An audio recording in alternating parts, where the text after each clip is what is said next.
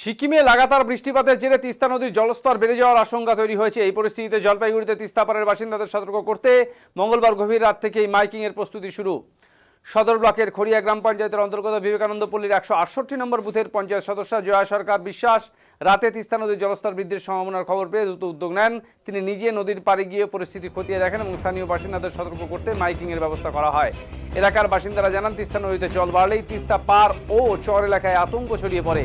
বিশেষ করে এই সময়ে চর এলাকায় ব্যাপক ভুট্টা চাষ হয়েছে, ফলে অতিরিক্ত জলের কারণে ফসল নষ্ট হওয়ার আশঙ্কাও বাড়ছে বলে উদ্বেগ প্রকাশ করেছেন চাষিরা।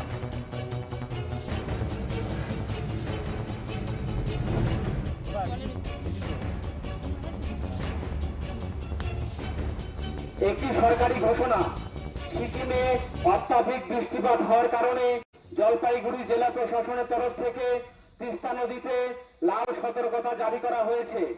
এমত অবস্থায় তিস্তা নদী তীরবর্তী এলাকার জনসাধারণকে সতর্ক থাকতে অনুরোধ করা হচ্ছে।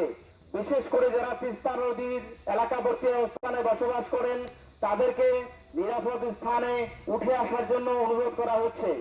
এবং তিস্তা নদী তীরবর্তী এলাকায় যদি কারো ভুট্টা বা কোনো ফসল শুকোতে দেওয়ার জন্য রাখা থাকে তাদেরকে গুছিয়ে নিরাপদ স্থানে নিয়ে আসার জন্য অনুরোধ করা হচ্ছে। ধন্যবাদ। একটি সরকারি ঘোষণা।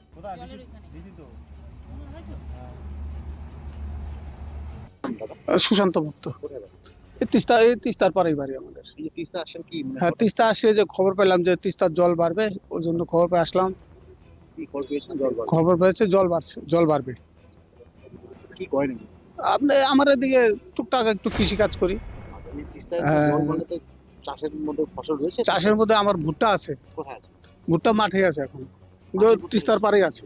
তাহলে জল বাড়লে তখন জল বাড়লে তো এখন তো আমি ওটা নিয়ে চিন্তা আছে। এখন জল বাড়লে তো আমার সব ভেসে যাবে। কতগুলো ভুট্টা রয়েছে? আমার 2.5 বিঘার ভুট্টা আছে। জল বাড়লে তো সব জল বাড়লে সব ভেসে যাবে। কি করবেন তাহলে? এখন তো চিন্তায় ঘুমিয়ে গেছে। এখন তো নদীর পাড়ে এসে বসে আছে, আর কি করবো এখন। কি নাম নেন আপনার? সুশান্ত ভক্ত। কোথায় বাড়ি বলুন? এই তিস্তার পাড়ি বাড়ি, কি নাম বিবেকানন্দ পল্লী। দাদা? কোন খবর পেলেন এবং কি খবর পেলেন যদি একটু বলেন। আমি মোটামুটি ঘন্টাখানেক আগে খবর পেয়েছি। তো খবর পাওয়া মাত্রই এখানে ছুটে আসলাম জল দেখার জন্য এবং সবাইকে অ্যালার্ট করার জন্য। কি খবর পেলেন যদি একটু বলতেন। যেহেতু সিকিমে ভারী বৃষ্টি হচ্ছে এবং সেখান থেকে জল ছাড়বে, আর জল ছাড়লে তো খুবই সমস্যা আমাদের এখানে, যেহেতু বাঁধটাও খুব নিচু আর বাঁধের পরিস্থিতিও খুব একটা ভালো নয়। আর তার মধ্যে আমাদের যে কৃষকরা আছে, যারা ফসল যে এই যে আমাদের ভুট্টাগুলো হয়েছে সেগুলো সব নদীর মধ্যেই আছে।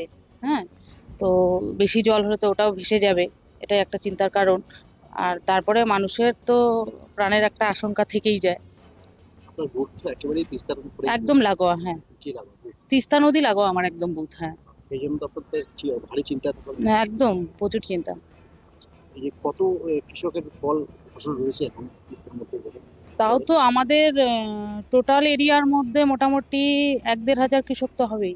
মানে ফসল এখনো রয়েছে। হ্যাঁ হ্যাঁ আর এই জল যেহেতু বাড়ে তা হয়তো ভারী চিন্তা তারা কি হ্যাঁ করবে? হ্যাঁ, ফসলগুলো তো নষ্ট হয়ে যাওয়ার আশঙ্কা আছে না।